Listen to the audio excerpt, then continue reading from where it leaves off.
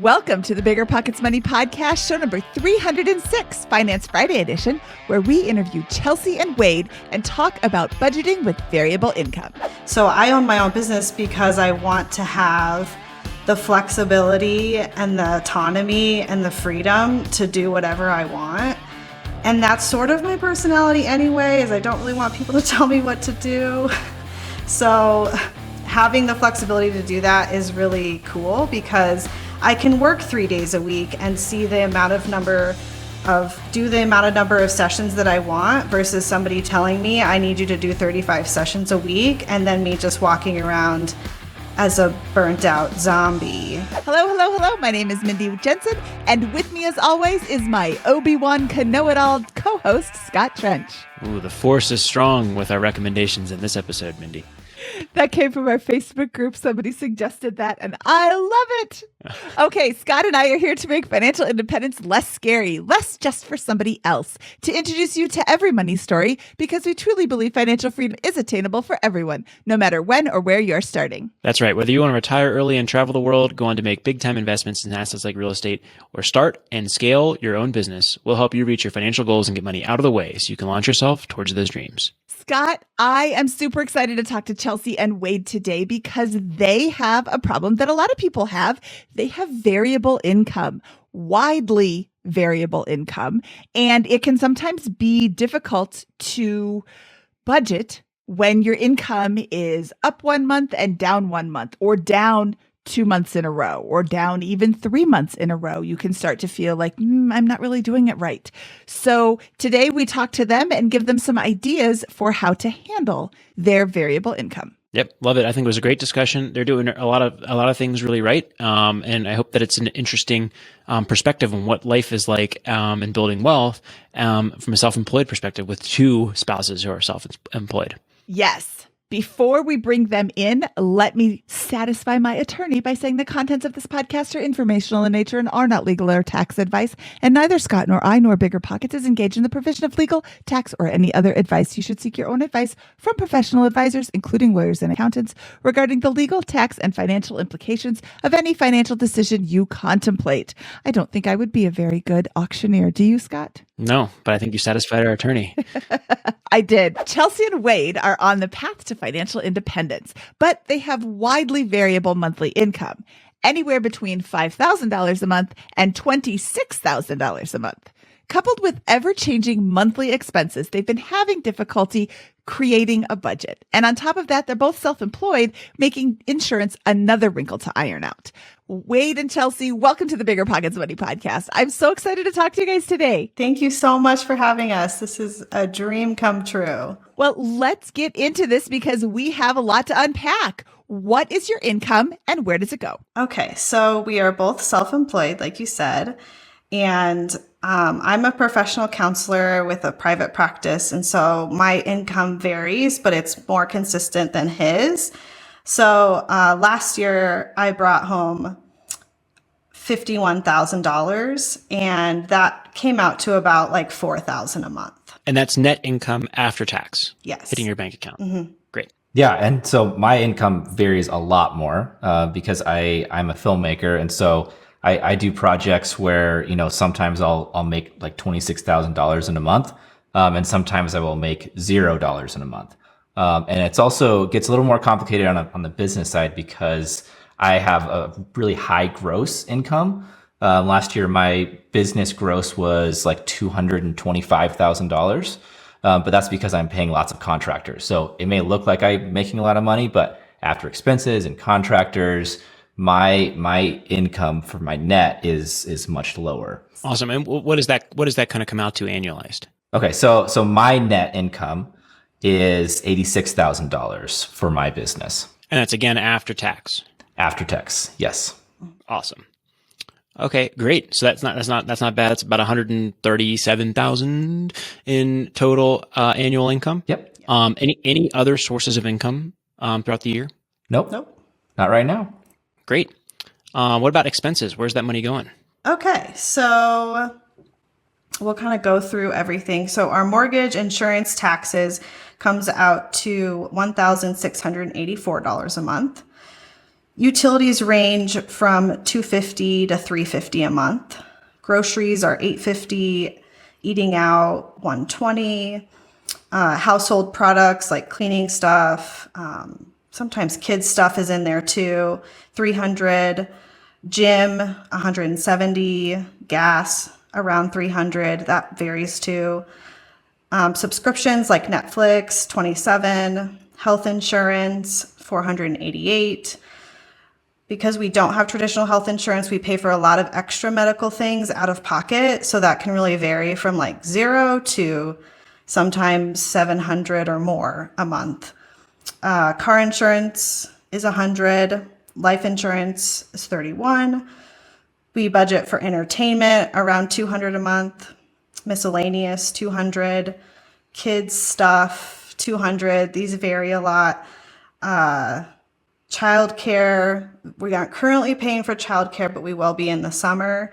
That's looking like it'll be around $850 a month for the summer.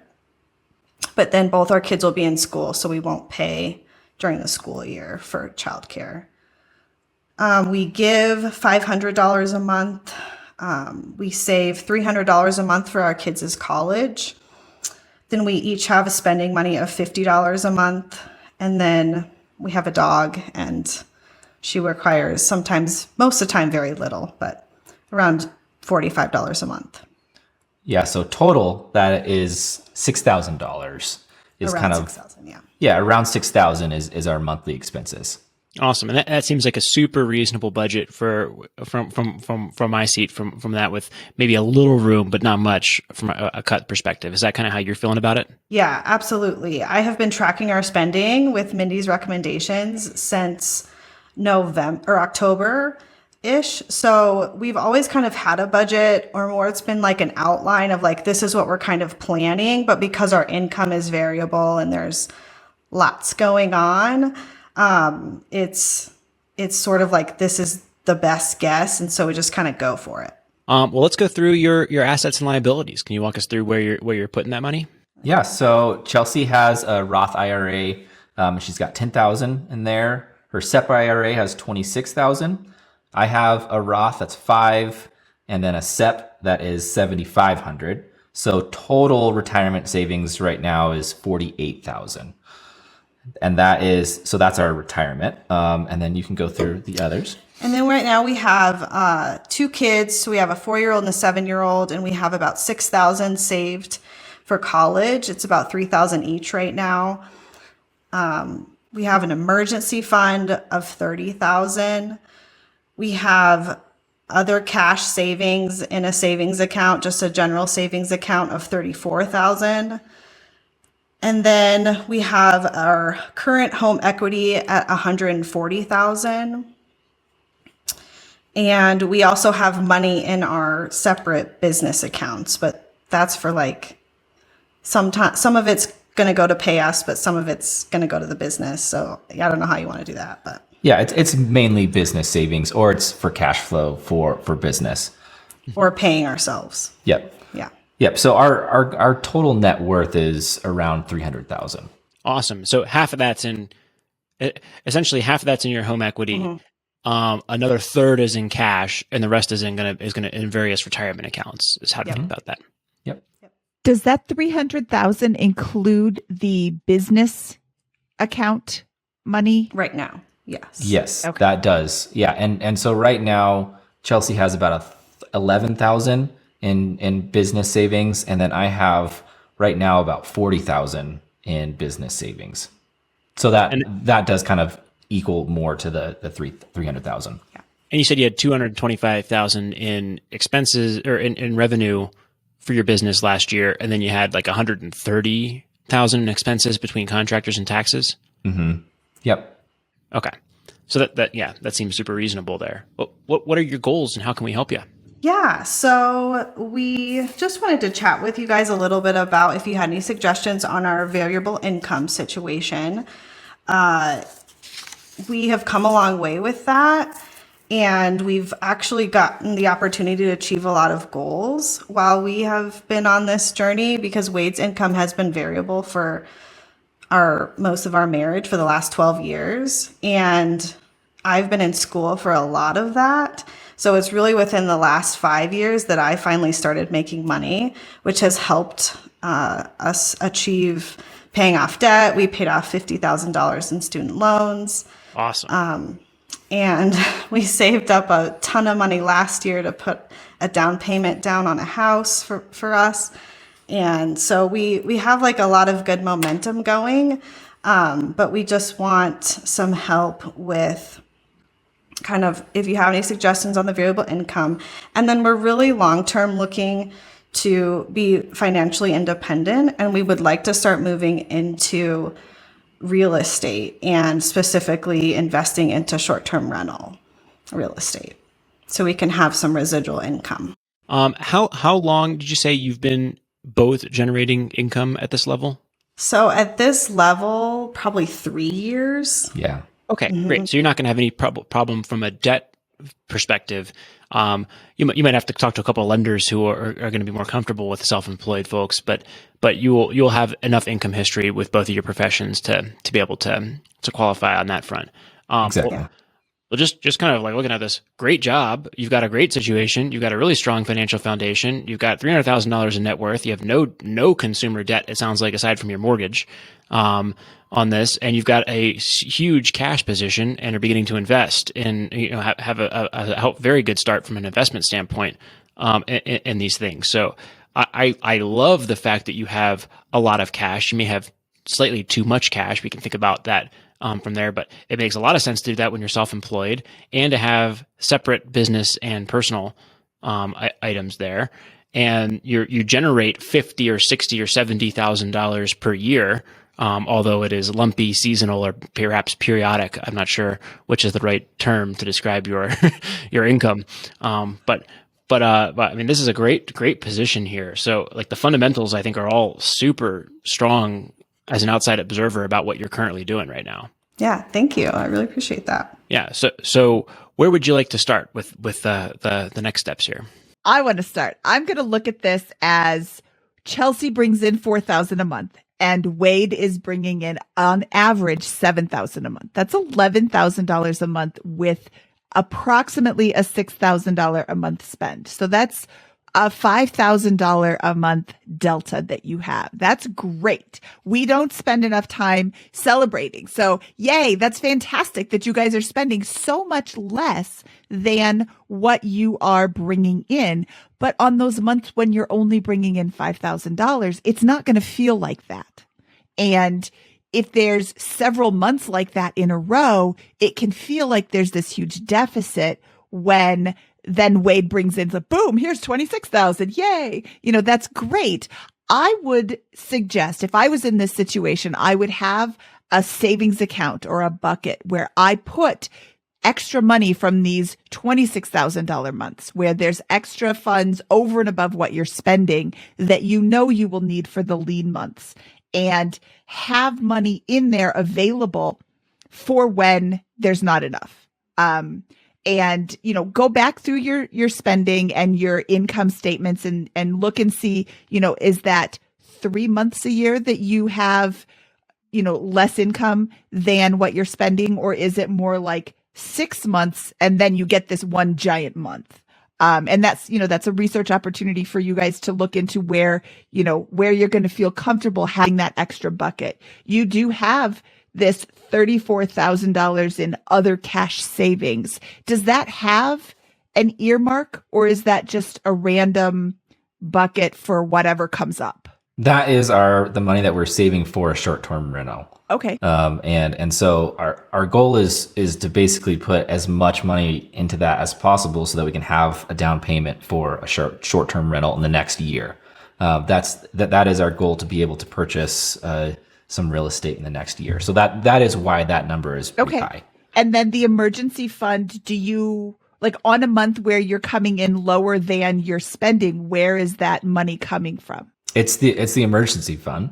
I mean, typically that $30,000 savings account is our emergency fund. So if we have a low month, we take money out of that $30,000 to pay for personal expenses.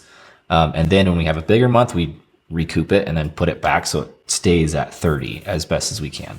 Okay. And does that feel mentally comfortable to have that emergency fund ebbing and flowing like that? Or would it feel better mentally to have this bucket where the emergency fund is $30,000 and then the light income this month fund is, $10,000 because you're going to put more in when you need it, but that's not coming out of your specific emergency fund. A lot of this personal finance stuff is a mental game where you have to just kind of convince yourself that this is how it's going to be. And sometimes you can't, so you have to allow it to be the way that your mind wants it best. I mean, that's so like floofy to say, but if your mind is having a hard time wrapping around the fact that you can pull from your emergency fund, maybe having an income bucket will allow you to be okay with it. Does that make sense?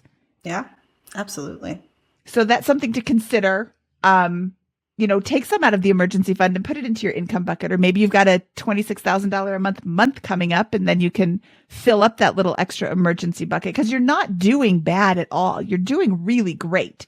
Number one, you've got a great average income and you're spending far less than that. But again, 3 months in a row of less than average income is going to not make it feel like you're doing all that great. So that's that mental game that your mind can't, like sometimes you can't see the forest for the trees. Yeah.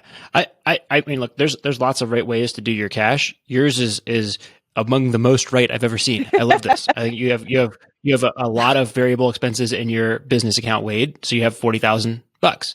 And Chelsea, you have, it sounds like probably much less. So you have $11,000 in that business account. Those seem like reasonable numbers. I'm sure you arrived at that through similar logic.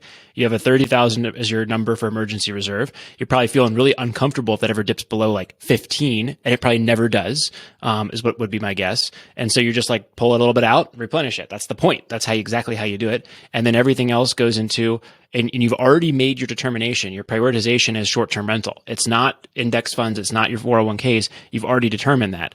And that's why everything else is going to the investment for that. So I think it's perfect. And I think your next step is, you can fiddle with that if you need to, but it's a great system. I love it. And now you've got the surplus going ready to be invested into real estate in your short-term rental. So can we hear about what you're thinking from the short-term side? Yeah. So something I wanted to say about that. Currently, I am also investing into retirement, and so is Wade. So I feel that we are in our early 30s and we are just starting our quote unquote traditional retirement savings. And this was something I wanted to ask you guys. We feel like we just started, but so I'm like, do we need to be, right now I put in about $1,000 a month into either a Roth IRA or the SEP IRA. And I don't know, how much do you put in? It depends. Like right now, I'm putting most of my extra money towards the savings, towards the short-term rental. But when we don't have a big goal, I do about 20% of my net income will go towards my retirement accounts. That's kind of what I've been doing for the last 6 months, or I guess last year. So what Chelsea's saying is like we're trying to figure out, do we try to come at this goal of a short-term rental in a more balanced perspective of still putting money towards our retirement accounts, our index funds essentially, and save up as best as we can for the short-term rental? Or do we go like all in and put in all of our extra cash towards saving for the short-term rental so that we can buy it sooner than later? Well, I think that as long as you get the money in the calendar year into your retirement vehicles, it's kind of 6 of one, half a dozen of the other, as my mom used to say. Okay. It's the same thing. So I think it doesn't quite matter there. I think it's whatever you feel is the one that's going to get you to your goals faster, which my instincts based on what we've talked about just this far is going to be the short-term rental. So, let's think about it. Over the course of 2022, if things go the same as last year, you're going to generate $60,000 additional dollars, or let's call it $40,000 additional dollars, because we're now at the end of April with this, right? So that's going to be $74,000 that you can add to your other cash savings to buy the short-term rental. How much do you need from a down payment to buy that property? Wow. Yeah, we're still kind of in the research phase right now. We've thought about probably a property around 600 or 700,000. And so in order to get to like the 10%, we're going to need, $60,000 to $80,000 in cash. But with closing expenses and all there is with the short-term rental, maybe a little bit more. So maybe like 90 is probably more realistic of what we would really want. Yeah. And just to clarify, we're looking to buy a short-term rental in a traditional sort of short-term rental market like Smoky Mountains or Florida, Joshua Tree. We're kind of looking at some of these more traditional places and willing to put quite a bit down so that we can see more residual income every month from it. Okay. Well, you are in position to do that right now. Your cash position would allow for that if you were to pull that from these other places. You're probably uncomfortable with doing that, which I think is great. It's a great mentality to have with the way you manage your cash. But you have $110,000 in cash right now to buy that short-term rental. If and so one way to reframe that would be to bucket all of your cash together into one lump and say, what is the lump amount that would make me feel comfortable with my overall cash position to move towards that? The other option is keep doing what you're doing and pile on that amount, and you know that you'll get there within 12 months. You'll be able to generate about $60,000 and be probably at the minimum threshold to comfortably buy that investment with your outside cash position. I see Mindy shaking her head here. That gives me the heebie-jeebies to suggest that, because that's every single penny that they have thrown into one investment, and then there's not really a buffer. I'm not saying they should do that. I'm saying that they could do that right now. So it's their conservative nature that is allowing that is going to put them in there, probably appropriately to some degree.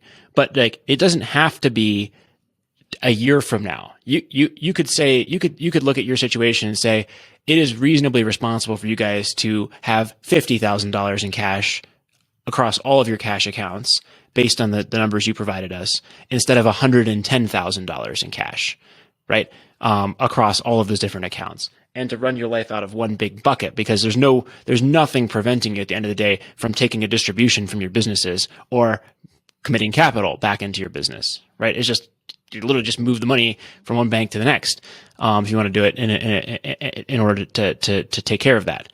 So that's more what I'm saying is you can do that right away, and you can probably still contribute something to your retirement accounts this year because of the surplus cash that you currently have and the cash flow that you're going to generate.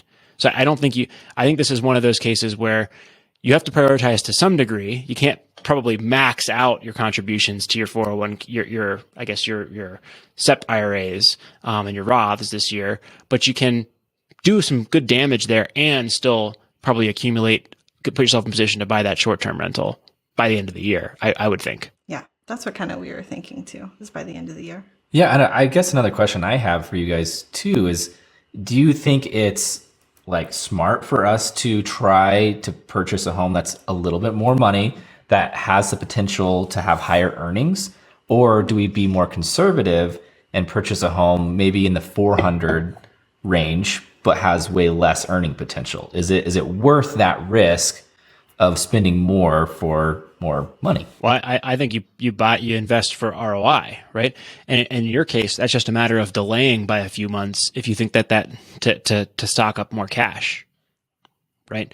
You just need to save up, 400 versus 600. That's a third bigger, so you need to save a third more cash. You want to put that down to generate that. As long as you're not going to be crushed by the mortgage payment, which you have to underwrite to, but I like investing for ROI. I'd rather have one investment that produces a great return that's a little bigger than a smaller investment that produces less net return, less ROI, less IRR. Yeah, that was kind of our thought too. Yeah, my thought with regards to demand is I have a really, really big family, like enormously big family, and there aren't that many properties that we can all fit into comfortably. There's like 6 in America that can fit us all.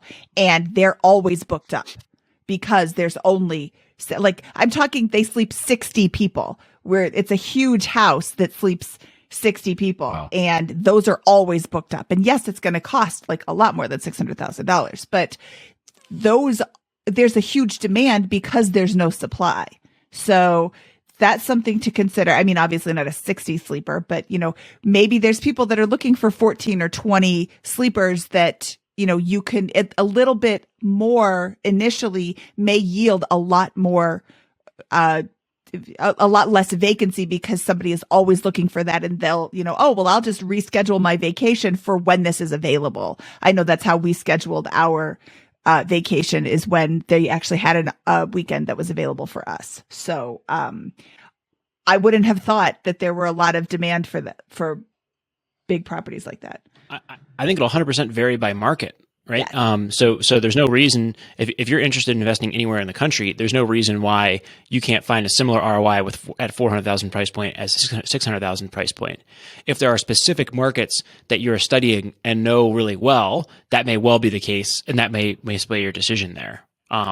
For example, I wonder aloud if right now, like, the best way to generate ROI in like Denver, Colorado would be to buy $1 million property with an ADU and a single family house on it and live in the ADU and Airbnb out the single family house, because you can't Airbnb property in Denver unless you live in the property, as your primary residence. So probably very few people who can actually purchase $1 million single family residence are willing to do that. And therefore there's going to be very limited competition and lots of demand, for that property. So there may be something like that, that gives you an advantage, in whatever market you're in.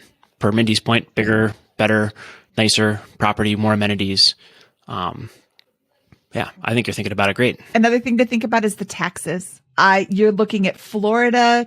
Are the Smoky Mountains in Tennessee or Kentucky? I get those two. Tennessee is the area that we're looking at. I get Tennessee. those states confused. And so Florida, Tennessee, and California. Not knowing anything about any of these, I know California is going to have super high taxes. I know they're going to have income taxes. I know they're going to have, if you do an LLC in California, they're going to have LLC taxes. That's going to be just like not doing any research at all. That's going to be at the bottom of my list simply for the taxes. And it doesn't matter if you live there or not, I believe. So that, like, Florida is very tax friendly. I think they have lower taxes. I know that Smoky Mountains is the number one most visited national park in the country because it's so close to like 2/3 of the population of the country or something like that. So that's a really great market.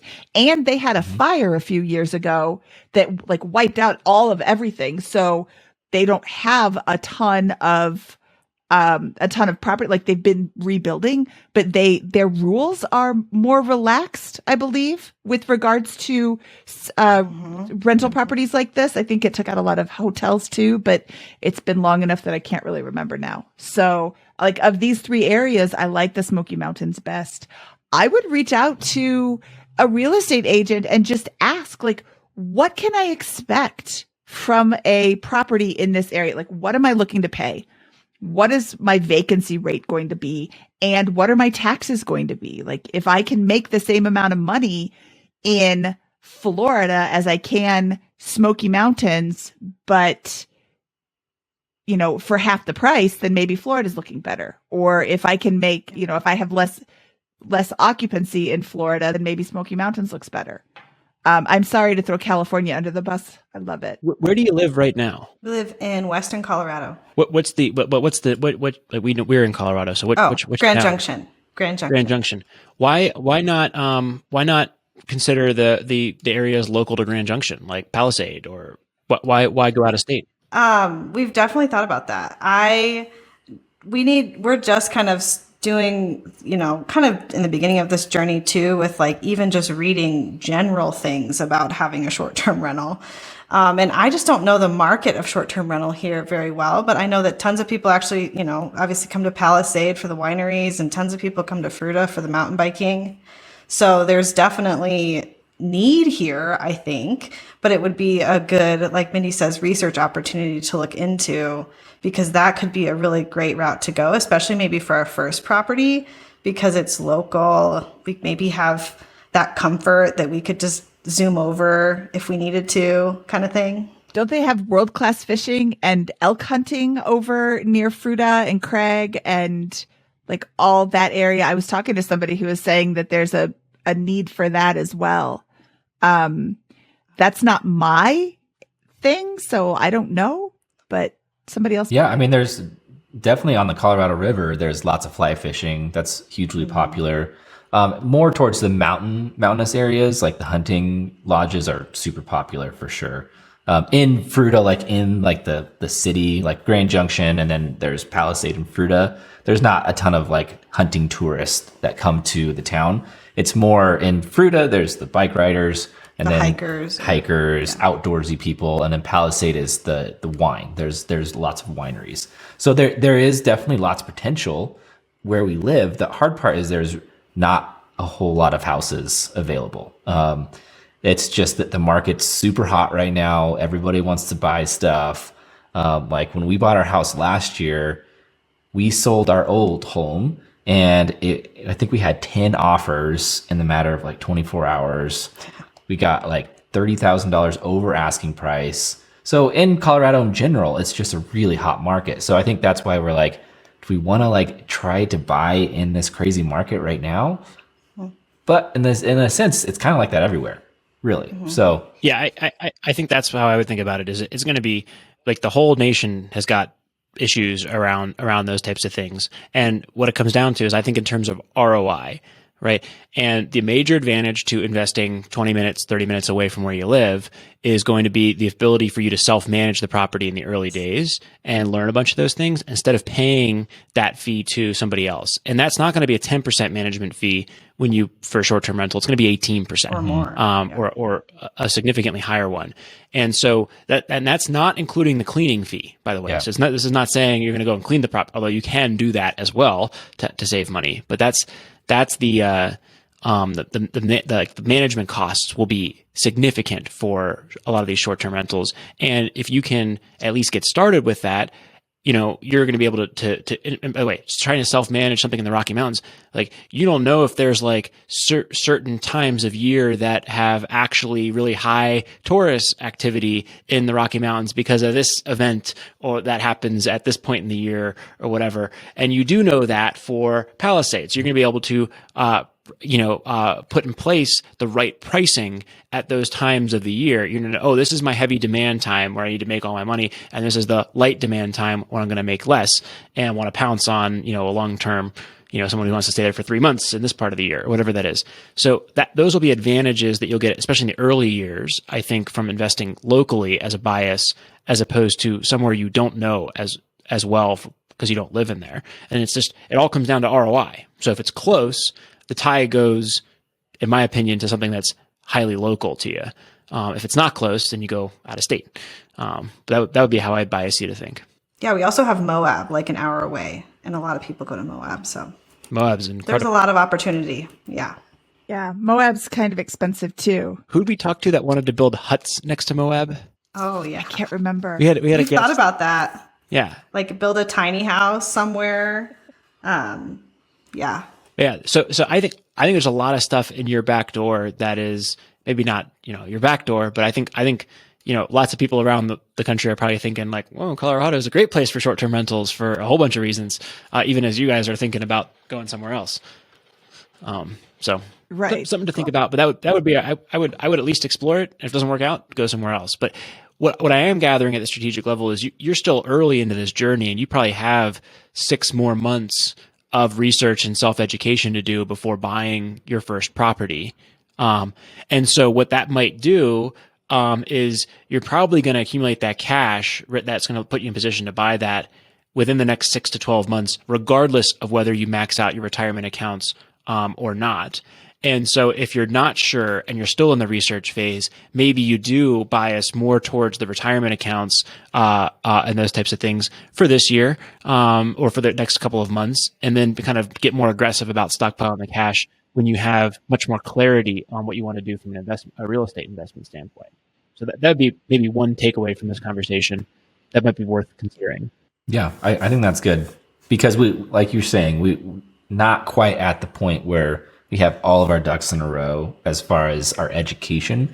Like we've been researching the Smoky Mountains and like Destin, Florida, Emerald Coast area quite a bit. And so we know a lot about that. And we've looked at kind of just online, just looked at properties and what the ROI would be and that kind of stuff. But we have not really looked around us at all. So I think that is a really good suggestion for sure.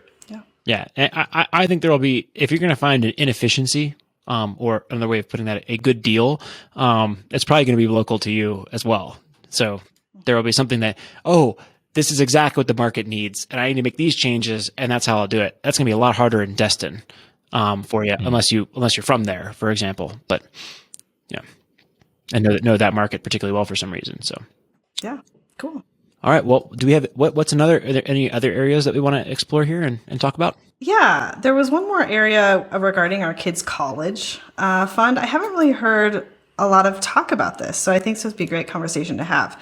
I'm not sure that our kids will go to college. Times are changing, things are changing. You can do so much now without going to college. Wade didn't go to college. I went to a ridiculous amount of college, but I think we need to kind of figure out a direction to go with this, because we've kind of just been putting some money into college savings thinking, okay, we want to save something for our kids, but we don't really know what to do. I think ideally I would like to save in an account that's more flexible than a college account, even if it doesn't have the super tax benefits to it, just so that we can utilize that money how we need to at that point for them. I don't know. Do you guys have any thoughts on this for saving for kids? And our kids are 7 and 4. Yeah. I have lots of thoughts on this. I have 2 kids. They are 15 and 12, so way closer to college age than yours are.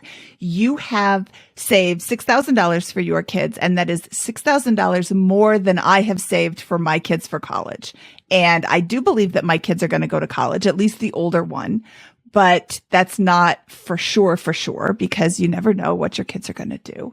And I didn't want to save in a 529 plan, because if I put in $10,000 and then she doesn't go to college, but it has grown to $29,000 over the course of her life, I only have $10,000 for me.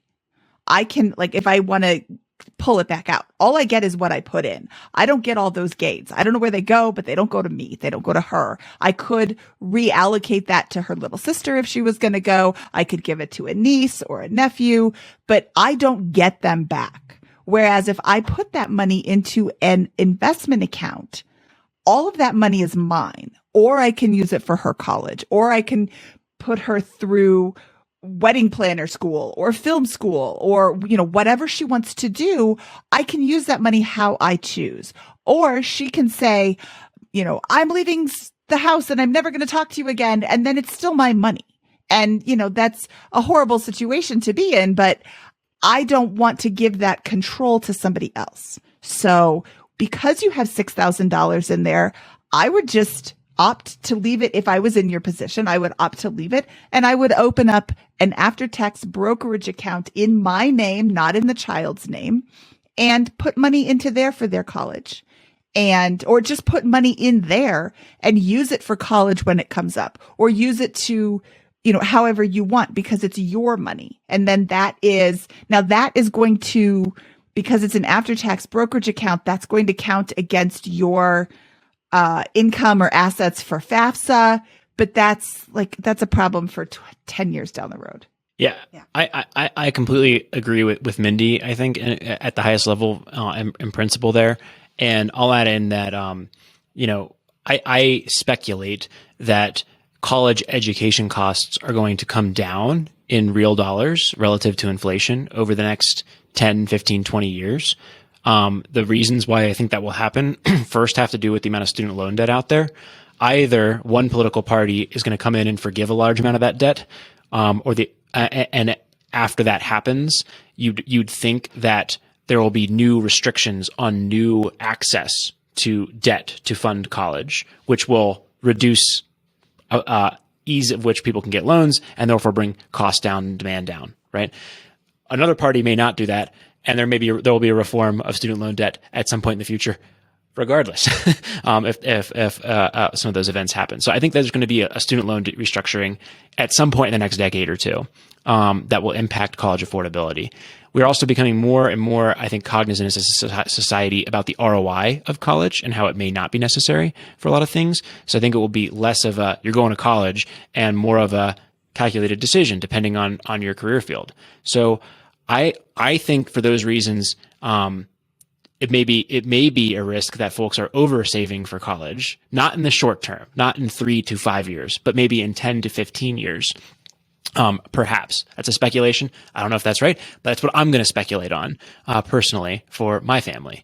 And then second, I think that if you do want to pay for college, a better way to pay for college, a way to do that in conjunction with what I just said is just build wealth in general in real estate or stock accounts or whatever it is that you're investing in, and then use that wealth to provide benefits for your family, like private school if your kid ever needs that for some reason, for a special reason, or college, or a trip around the world, or tuba lessons if they're superstar at that. Whatever it is, that I think is a better, more beneficial way to just build general flexibility. And the 529 plan does not offer that for the most part. So I probably won't contribute much at all to a 529 plan, with a possible exception of, I know my kid's going to college. I'm 2 years away from college. I got a pretty good, clear idea of what college is going to cost, and I'm going to take advantage of that plan in the short term here to put that money in and take it right back out for college in a few years. So I might do that at the ending stages if I'm getting really close to college. That would be how I think about the 529 plan and saving it for college at a high level. Yeah, I really like that. And just a couple of weeks ago, we released an episode with Robert Farrington from thecollegeinvestor.com, episode 297, where we talk about paying for college and saving for college in lots of different avenues. I think it was episode 41 or 44 with Zach Gautier, where we talked about different ways to pay for college as well. Both of those are really great episodes to listen to. And we had episode 251 with Preston Cooper, where he talked about the ROI of a college degree, something to consider before you put yourself or your children through college. And he was just back last week on episode 293, or a few weeks ago on episode 293, talking about the ROI of a graduate degree. So, things to consider as you're getting closer to college age, but that's not imminent for you. But those are just, different ways to save.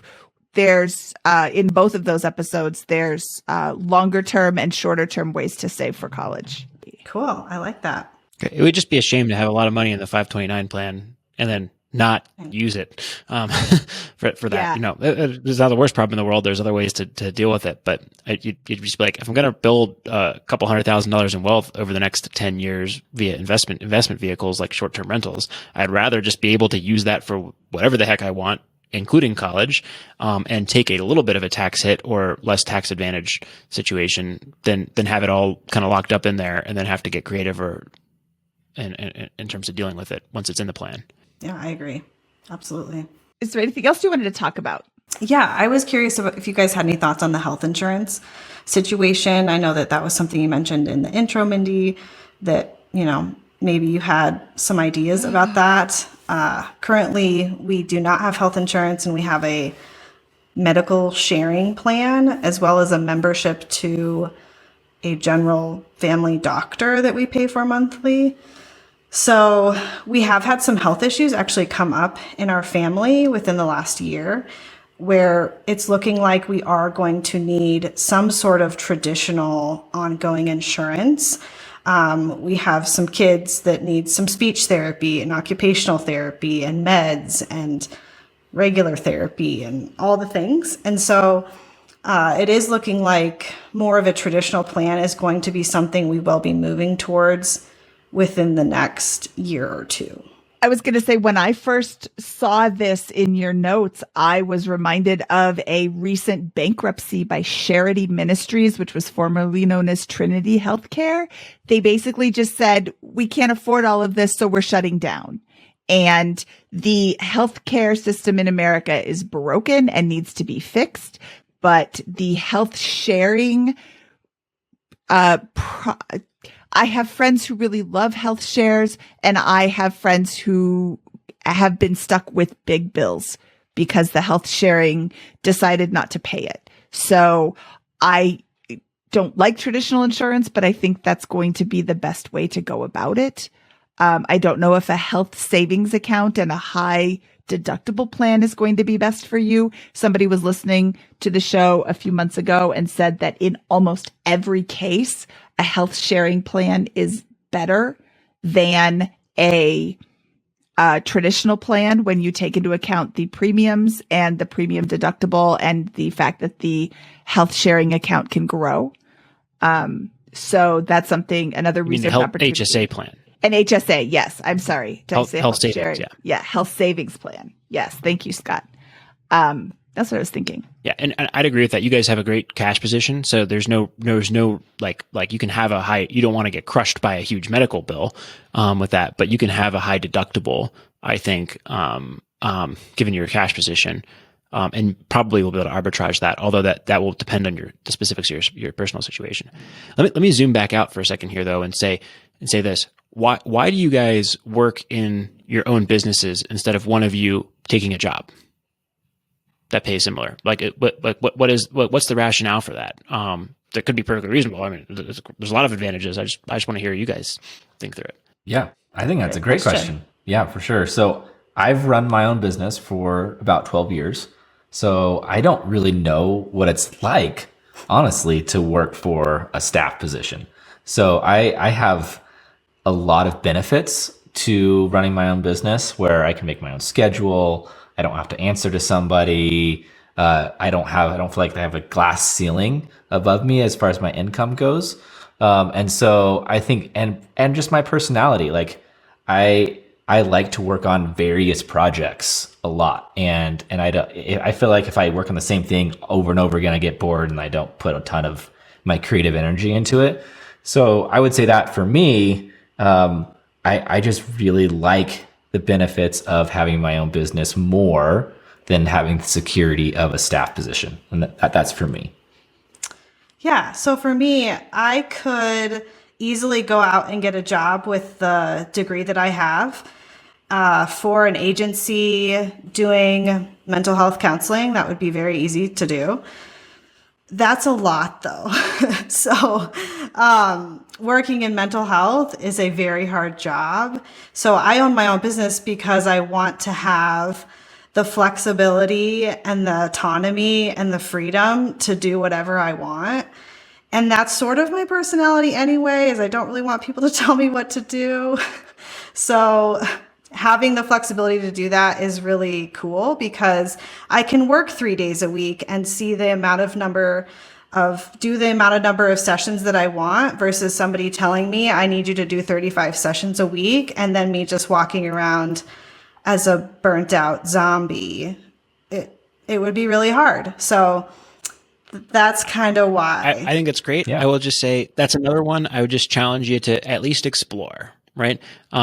Corporate life maybe isn't so bad as what you're making it out to be in some of these cases with it. You might be able to negotiate some flexibility, for example, or find a position that gives you some of those benefits. And that would solve your healthcare problem to a large degree if one of you guys were to consider that. So not a deal breaker. You clearly are working around that right now with things, but you will have expensive options if from a self-employed perspective, the same challenges that people who are just financially free or full-time real estate investors or full-time agents will face from an expense standpoint. So yeah, I think that's a good point to really think about because with even trying to go into real estate, it is harder for us to get a loan because we are self-employed. Even if we do have the years of income to back it up, it's still a lengthier and more difficult process. At least it was when we were buying our 2 primary residences that we've bought before. So that, and then I think looking at the specifics of if I were to make, because it would probably be me, if I were to make a certain amount of money working for somebody else, how much money that would be with the healthcare already taken care of in a sense. I know I'd have to pay some versus how much we're going to have to pay out of pocket for healthcare. Yeah, I think there will be a decision to make there, and you will have to make your employer much more money than you cost, which is the deal with that. But it could be that it brings in more income provides similar flexibility and gives you healthcare options depending on how that goes. So it could be an option, and it may provide financing opportunities. So if those trade-offs are unacceptable from a time perspective, you guys are going to get rich one way or the other. You spend a lot less than you earn, and have a really strong position. So, but just something to think about as we're doing that is maybe revisit that assumption, and at least explore it, because it would make a lot of these issues easier in the short run. Yeah, absolutely. Yeah, makes sense. Yeah, that's kind of what I was thinking too, Scott. So I'm glad you brought it up, because now you're the bad guy. Yeah, we're supposed to tell you how to quit your job, right, on the show? Is that how exactly. That works? So instead of go get a job. Yeah. But I wonder if there could be flexibility to that, because just because I work for somebody doesn't mean I could also not, own my own business on the side. The goal for me actually is to not be a therapist come when our kids graduate from high school, and to move into more of maybe like an online business or a coaching type position, so that there's even more flexibility, because I anticipate Wade probably traveling a lot more at that point once his career starts moving and he doesn't have to be home all the time because we have kids. So something to think about. I will tell you, at BiggerPockets, some of our team members work 32 hours a week or 30 hours a week or whatever with that. There'll be some rules, like we can't, if you're not full time, we can't give you the full benefits, and there's some legal things and all that stuff. So there has to be, you'll probably have to meet some minimum cutoffs in order to qualify for certain benefits with that. But there may be plenty of flexibility and opportunities out there, depending on what you're interested in. This was a lot of fun. I had a great time talking to you guys. I think you've got a lot of opportunities available. We want to keep going until you're feeling good. Yeah. Do you have questions? No. Do you guys have questions for us? No, I think we got a great snapshot of your position. It sounds like you had a great journey to get here, and you got a very disciplined budget, consistent income in spite of it being self-employed. So that speaks to a lot of discipline and hustle that over a long period of time. And clearly, it appears to me that you've come into this like position of having this surplus and having some of the options to begin exploring more serious investments, I'll call it, in the very recent past, and really have all your ducks in a row at this point. And now it's kind of a directional thing. Do I want to go into short terms? Do I want to go into long-term investing in my 401k, those types of things. And I think it's, there's an art to that. It's not really a right answer. And I think we got through a good amount of that. I think you get big assumptions to challenge. Is the self-employment always the right path? Certainly is working for you guys, but it could be reassessed to make it easier. If one of you were to get a job, that would solve some of your problems here, or at least go a long way towards that. And then I think that the college savings, we gave our opinion on that, but we don't really have a right answer. And I love the way you manage your cash, for the most part. I think it's a really smart way given your current situation. If one of you were to get a job, that would change, because you would not likely need to have quite as much cash either in your businesses or in your personal reserve. But okay. Well, thank you so much for your time today, Wade and Chelsea, and we will talk to you soon. All right. Thank you. Okay. That was Chelsea and Wade, and I think they have a lot of things going for them. First of all, we didn't celebrate enough that they're literally spending like 50% of their income. It just may not seem like it when they're in the middle of the month, or 2 or 3 in a row where they have less than what they're thinking about spending. Yeah, and I mean they've crushed it, and this is something that we see now fairly frequently on the Money Show, where we've got a couple who's really mastered the basics of money, have a good framework in place, and are just kind of popping up after several years of having paid off debt and built this stable financial position. They're like, well, what do I do now? I have and that's a great thing. It's exciting because you've paid off that debt, you've got the cash position, you're starting to do the retirement accounts, the surplus is there, and now the ocean of opportunities is exploding in front of you, and it's overwhelming. Do I go into real estate? Do I do this with my business? Do I invest in this avenue? Do I invest in this one? Because the path has opened up so much because of the good habits that you've put in place. And I think that's really fun, because it's kind of hard to see that other side while you're in the grind of paying off the debt, for example, which it seems like they popped up out of fairly recently, the last couple of years. So that's exciting and fun, and now it's about kind of forming a plan and prioritizing that and being comfortable with the choices, and that those choices can involve investing in 401ks or self-directed IRAs or SEP IRAs, depending on whether you're self-employed or employed. Investing in real estate, investing in stocks, yada, yada. It's just about what you want and how you're going to back into that. I really liked your suggestion to look a little bit more local for their first property. I thought that was a great idea. I think that there's going to be a lot of opportunity that maybe they hadn't considered just because it's so close, and our market is expensive, but it's also really desirable. There's people that are coming here all the time to take advantage of what we've got here. So, and when your property is an hour away, you're not necessarily going to drive to it all the time, but you could drive to it if you had to. And it's a lot easier to drive an hour than it is to hop on a plane to go to Florida to check out your property. Yeah, I'm like my wife and I vacation in Palisade, right, which is like right where they go, and we stay at an Airbnb and we spend lots of money there and think it's a great experience. So it's just kind of funny to me, like, oh, great, I'm going to go out of state to the Rocky Mountain. I've never been to the Rocky Mountain, or what was it? The Smoky Mountain, the Smoky Mountains to vacation before. Maybe I'll go there someday, but that's like it's just like, oh, this is what's in our back door, and people come from all over to go hang out where you live at various times in the year.